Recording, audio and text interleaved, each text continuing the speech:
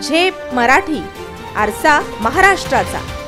सुभाष चौकात दूध डेअरीवर अज्ञात टोळक्याचा हल्ला, मालक, कामगार व ग्राहक गंभीर जखमी।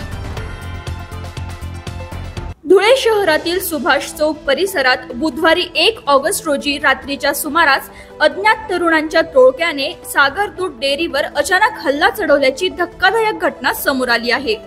या हल्ल्यात डेअरीचा मालक, त्याचा एक कामगार आणि एक ग्राहक गंभीर जखमी झाले आहेत।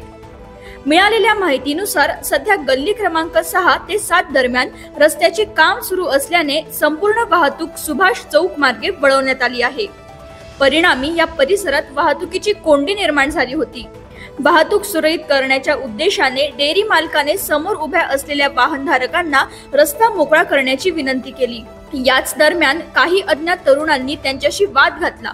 वादाचे रूपांतर क्षणात हाणामारीत झाले आणि संतप्त टोळक्याने थेट डेअरीवर हल्ला चढवला। यात एक ग्राहक गंभीर जखमी झालाय, तसेच डेअरीचेही मोठे नुकसान झाले। राहणार गल्ली नंबर 7 सुभाष चौक धुळे। 6व्या-7व्या गल्लीचं काम चालू असल्यामुळे पूर्ण ट्रॅफिक ही 7व्या गल्लीमधून वळवली गेली आहे। त्यामुळे ट्रॅफिक खूप प्रमाणात झाल्यामुळे माझे वडील हे ट्रॅफिक क्लिअर करायचा प्रयत्न करत होते।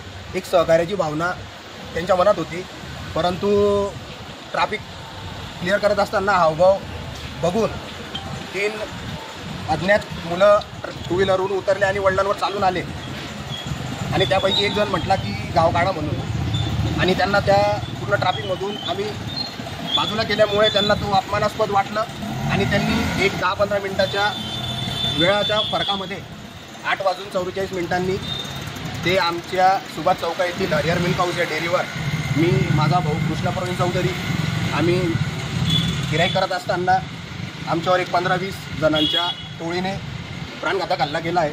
त्यामध्ये आमचे गिऱ्हाईक एक गंभीरपणे जखमी झालेला आहे आणि त्यांनी आमच्यावर आमच्याच दुधाच्या कॅना उचलून, आमचे भरलेले सिलेंडर उचलून आमच्या अंगावर फेकण्याचा प्रयत्न केला।